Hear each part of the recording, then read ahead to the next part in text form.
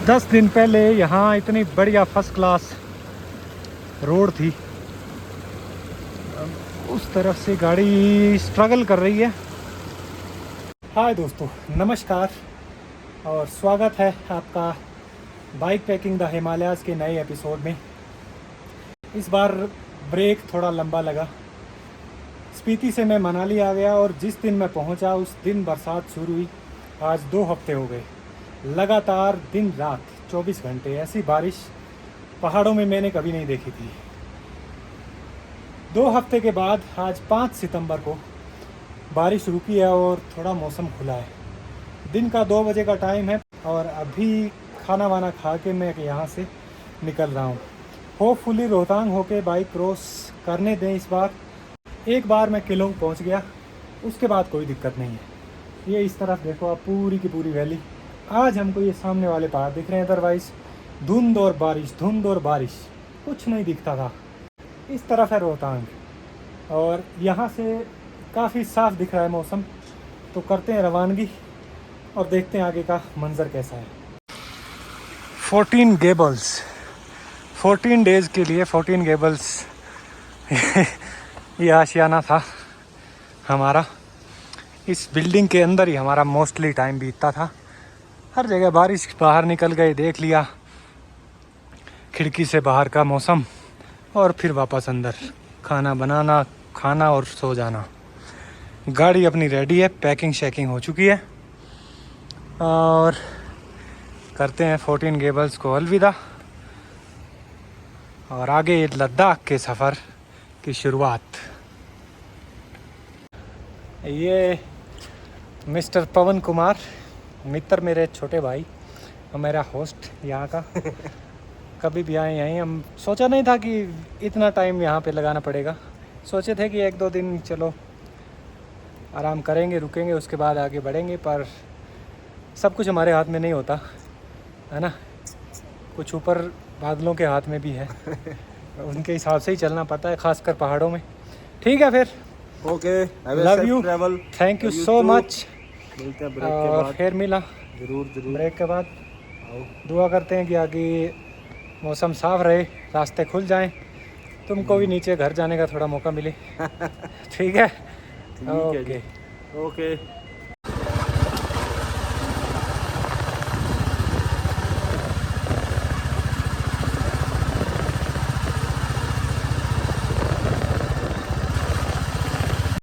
ये है रास्तों की हालत। कई रास्ते आधे बह गए हैं, कई जगह पे पूरा का पूरा रोड नदी के अंदर समाया हुआ है।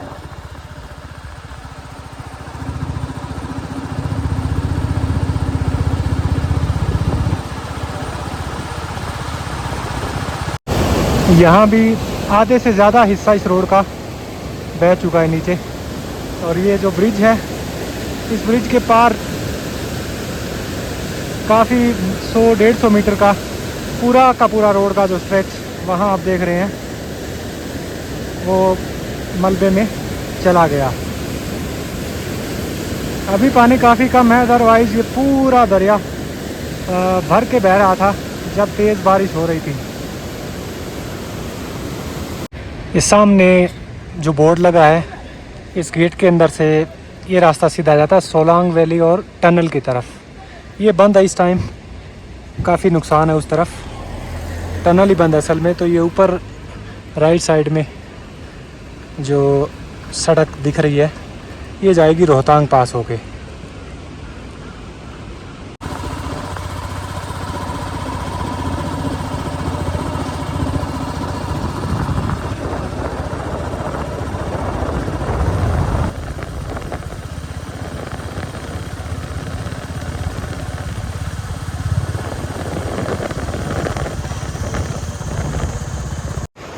पहाड़ों में बारिश अगर औसत से ज़्यादा हो तो एक तबाही लेकर आती है, और अगर नॉर्मल बरसात जितनी अमूमन पहाड़ों में होती है उतनी होती रहे तो मेरे ख्याल में ये सारे के सारे पहाड़, इनकी जो वादियाँ हैं उनकी शोभा और बढ़ा देती है। कि पीछे आप झरना देख रहे हैं, किस तरीके के बहुत सारे झरने रोहतांग के रास्ते में अभी दिखाई दे रहे हैं, तो वो सारे एक्टिव हो जाते हैं।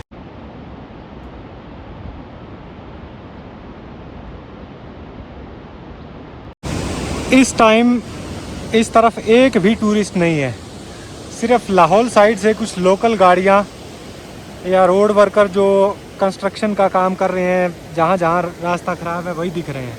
अदरवाइज़ ये जो वाटरफॉल है यहाँ इसके दोनों तरफ ये देख रहे हैं आप, चाय मैगी की 3-4 स्टॉल्स होती, टूरिस्ट लोग होते यहाँ इस झरने के पास खड़े होके फ़ोटो वीडियो बनाते, इंजॉय करते हुए दिखते। पर इस टाइम देखो कितना बढ़िया साफ़ सुथरा पानी भर के चल रहा है, पूरा झरना। या फिर ये जो गद्दी शेफर्ड लोग हैं, स्पीति से आया था उस तरफ से ये उतरना शुरू हो गए थे 15 दिन पहले। अब रोहतांग क्रॉस करके सितंबर एंड तक नीचे अपने अपने एरियाज़ में जहाँ से ये चलते हैं वहाँ पहुँच जाएंगे। तो जब ये इस तरीके की पतली सड़कें इन पे इनका काफ़िला गुज़रता है तो थोड़ा सा एक ट्रैफिक जाम लगता है थोड़ी देर के लिए। बड़ी चट्टान है, इसकी छांव में सुस्ता रही हैं।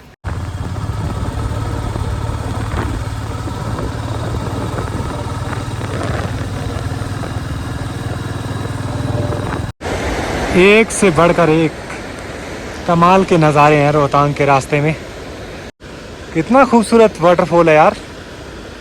और इसके ठीक ऊपर हरी भरी घास में भेड़ बकरियां चर रही है और उनके बैकग्राउंड में वो ताज़ा पड़ी हुई बर्फ़ वाला पहाड़। Picture perfect.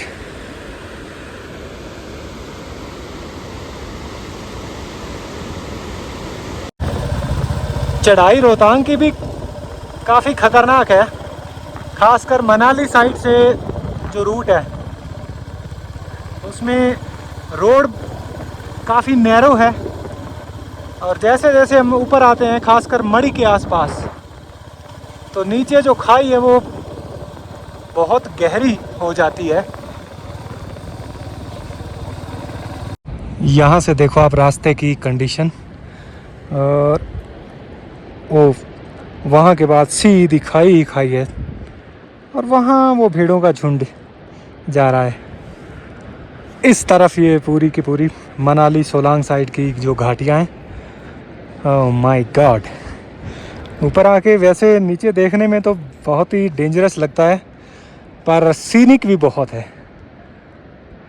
वो रिज देखो उस तरफ और उधर वो झरना, कमाल।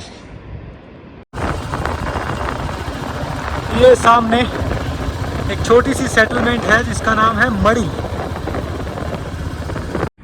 मड़ी का तो पूरा नक्शा ही बदल दिया है। पहले क्या था कि ये जो जगह है, ऊपर एक मंदिर है और इस तरफ लाइन में 3 या 4 छोटे छोटे तंबू टाइप के ढाबे होते थे। अब वो एक भी नहीं है और इस तरफ प्रॉपर शेल्टर टाइप के ढाबे हैं, होटल हैं। सामने उनके पार्किंग बनी हुई है पूरी खुली। आई थिंक इनमें कहीं ना कहीं रुकने की भी व्यवस्था होगी, अदरवाइज़ खाने के लिए तो काफ़ी सारे ऑप्शंस हैं।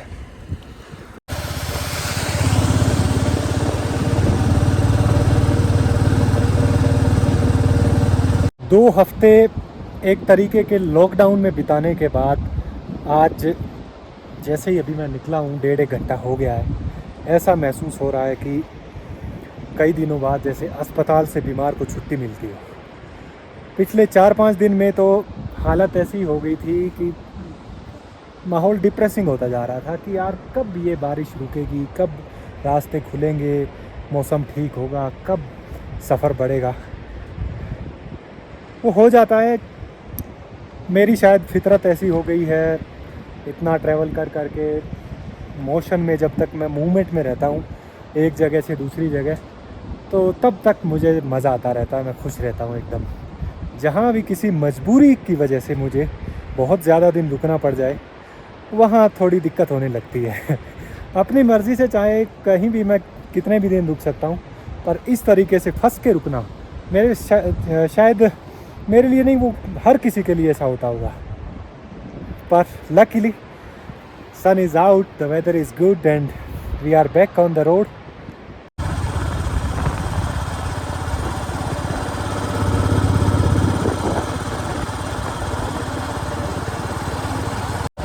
वाह, एक और झरना। 15-20 झरने देख चुका हूं मैं इसी रास्ते में अभी। और बारिश का सीज़न है तो इस टाइम पूरे पहाड़ों पर ग्रीनरी जो है अपने पूरे शबाब पर होती है। हर तरफ जहाँ पेड़ पौधे हैं वो हरे भरे मिलेंगे, और अगर पेड़ पौधे नहीं हैं, खाली मैदान है, तो वो घास से लदे हुए हैं। वहाँ जो बीच में एक झरना आप देख रहे हैं, काफ़ी बड़ा वाटरफॉल है ये। जूम करके वहाँ तक पहुँचा हूँ मैं। असल में रोड पे चलते चलते ये दिखाई नहीं देता है। वहाँ पर है मड़ी क्रॉस करके 4-5 किलोमीटर आगे, वहाँ आके कहीं जब राइट साइड नज़र पड़ी तब दिखाई दिया। कमाल है, ऐसा झरना पूरे रास्ते में नहीं है, और ये नज़दीक से नहीं देखा जा सकता, या तो पैदल थोड़ी हाइक करके वहाँ पहुँचा जा सकता है, पर है बहुत ही खूबसूरत। रोहतांग पास 2 किलोमीटर। ऐसे तो ये पूरा एरिया रोहतांग का ही है। ओह माय गॉड, नीचे से माहौल देख के हमको लग रहा था कि रोहतांग के ऊपर बर्फ़ मिलेगी। रोहतांग के ऊपर तो नहीं है, पर यहाँ से आगे वाली जो भी माउंटेन रेंजेस हैं, सारी की सारी ऐसे बर्फ़ से ढकी हुई हैं जैसे दिसंबर जनवरी का महीना हो। ये है रोहतांग पास, 13,058 फीट की ऊंचाई पर। कितने दिनों से बारिश हो रही है, सारे रास्ते बंद है, तो उसका नतीजा यहाँ जो भी छोटे मोटे टी स्टॉल, मैगी स्टॉल, ढाबे सब बंद पड़े हैं, कोई नहीं है। ये गद्दी शेफर्ड लोगों के कुत्ते हैं, पीछे उनका एक भेड़ों का झुंड आ रहा है, ये उनके साथ। अदरवाइज सब सुनसान। कितना कमाल नज़ारा है। सैकड़ों भेड़ें चलती है एक ग्रुप में, किसी के बाद 300, 400, 500, उससे भी ज़्यादा रखते हैं ये समय। इस तरफ लाहौल वैली है रोहतांग के, यहाँ से इस तरफ फिर मनाली, सोलांग, कुल्लू का एरिया।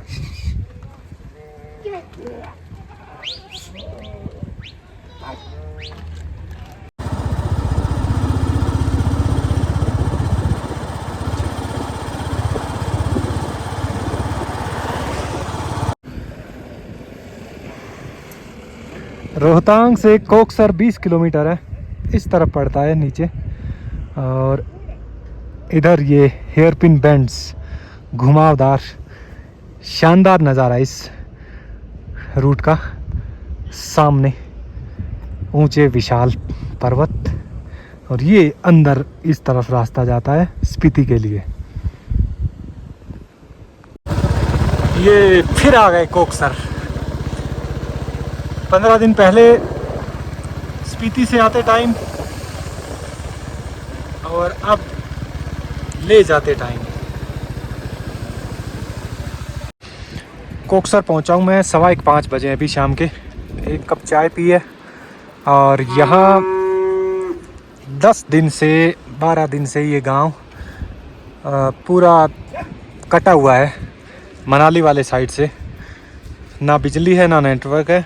आज रास्ता खुला है तो कुछ एक गाड़ियाँ आने लग गई है, अदरवाइज़ ये लोग 10-12 दिन से इधर अपनी ही दुनिया में सब तरफ से कटे हुए।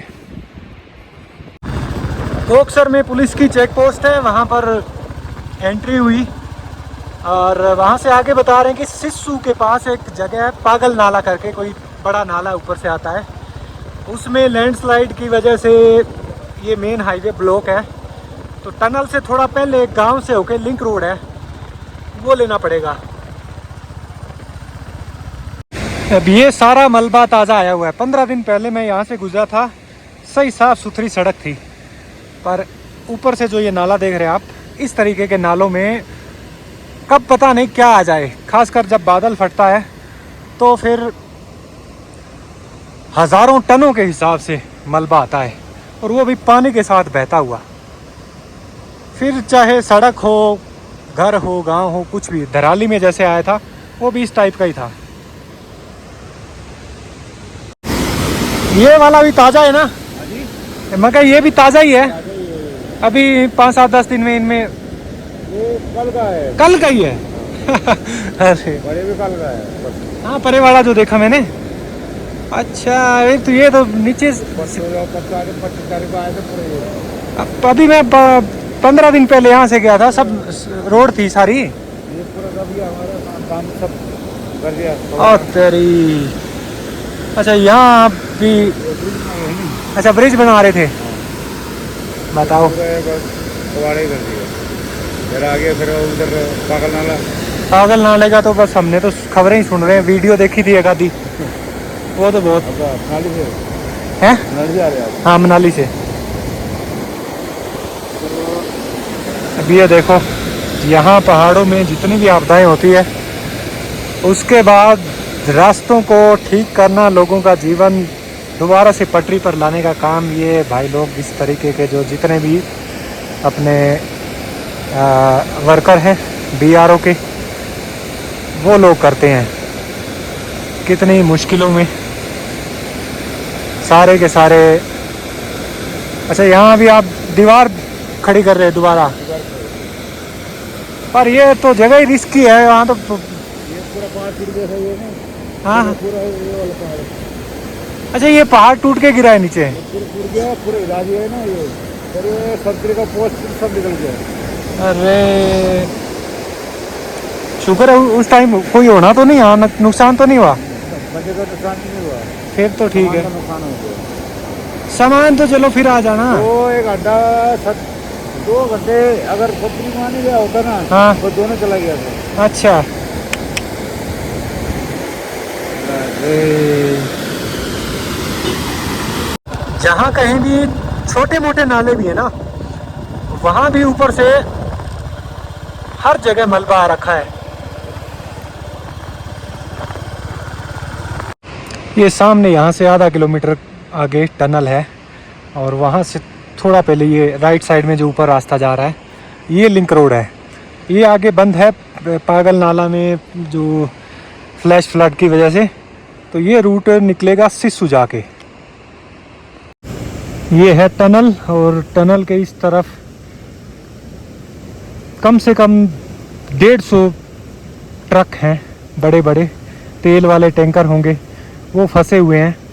क्योंकि जब तक टनल के पार साइड जो लैंडस्लाइड है या जो रोड बहा है वो बहाल नहीं होगा, ये कहीं नहीं जा सकते। रोहतांग खाली बाइक और छोटी गाड़ियों, लाइट वेट व्हीकल के लिए ओपन है, और इनका इंतज़ार अब देखो कब तक चलता है। यार यहाँ तो मेरे वाला रास्ता ही ब्लॉक है। है यहाँ एक छोटा सा ही ढेरी लैंडस्लाइड का, इसकी वजह पर इस रास्ता जितना है पतला सा है, इसके लिए तो यही बहुत है। यहाँ से बाइक तो मुझे नहीं लगता निकलेगी। और ये देखो आप नीचे, ये है पागल नाला। ये ज़्यादा ही पागल हो गया।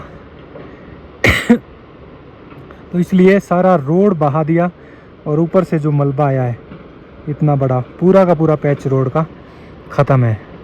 मशीन लगी हुई है, दोनों तरफ गाड़ियाँ हैं, इस तरफ भी खड़ी है यार 1 2 3 गाड़ियाँ। मे बी वो वेट कर रहे हैं कि ये मशीन थोड़ा हटे साइड में, तो बीच बीच में आई थिंक निकाल रहे हैं ये। या तो अब नीचे वाला ही रास्ता लिया जाए।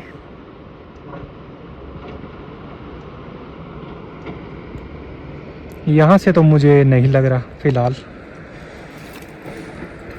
बाइक निकलने का कोई भी चांस। ऊपर तो बिल्कुल ही ब्लॉक था, फिर वापस आया हूँ मैं नीचे। इस सामने जो पागल नाला वाला जो मलबा आ रखा है, ओह काम चल रहा है लगातार। 10 दिन पहले यहाँ इतनी बढ़िया फर्स्ट क्लास रोड थी, उस तरफ से गाड़ी स्ट्रगल कर रही है। क्या सीन है यार, यहाँ देखो आप, पूरा कितना वहाँ तक सारा का सारा, इससे भी आगे है, और ये आया ऊपर से।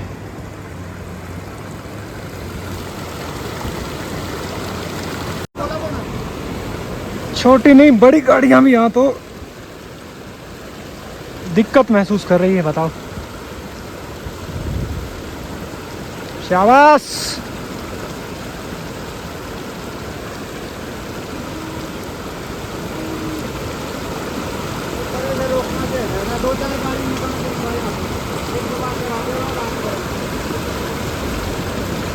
अब इसमें लोड भी है ना थोड़ा, इस वजह से भी हो रहा है।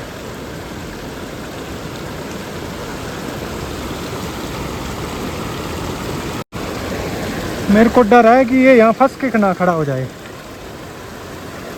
क्योंकि यहाँ से बस 3 किलोमीटर आगे सिस्सू है और मेरे को वहाँ रुकना है। तो इतना देखो, ओहो सारा रोहतांग पास पार करके इतना नज़दीक आके यहाँ फिर से स्टक होना, वो बहुत ज़्यादा दिक्कत हो जाएगी। एक और गाड़ी फंस के खड़ी हो रखी है, पीछे भी यार लाइन लगी है। अब पता नहीं क्या होना इनका। ऐसे नालों में, खासकर इस मलबे में, जो गाड़ियाँ छोटी होती है जिनके नीचे स्पेस कम होता है ना, उनको ज़्यादा दिक्कत होती है। वहाँ से बड़ी मुश्किल से निकल के आया हूँ मैं। वो गाड़ी फंस रखी थी, उसका भरोसा नहीं ना, वो शुरू हो रही थी तो उसके साइड में थोड़ी जगह थी, गहराई थी, उसमें गिरते गिरते बचा, पर निकल गए। पर नीचे जूते और पैर सब भीग गए हैं। और वहाँ से आया हूँ 200 मीटर, एक और आ रखा है, इसके भी ऊपर पानी बह रहा है, पर उस जितना नहीं है। यहाँ थोड़ा सा जगह बना रखी है, गाड़ियाँ वाड़ियाँ नहीं है कोई। चलो क्या कर सकते हैं।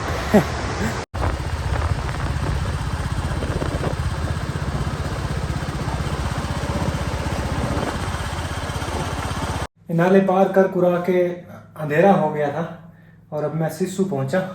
1-2 जगह होम स्टे में पता किया, फिर एक होम स्टे मिला, ये 600 रुपये में मिल गया। अब तो अदरवाइज़ सीज़न हो या रोड फंक्शनल हो, लोग आते जाते हो, तो शायद 1000-1200 में मिलता है। इस टाइम खाली है, कोई है नहीं इधर।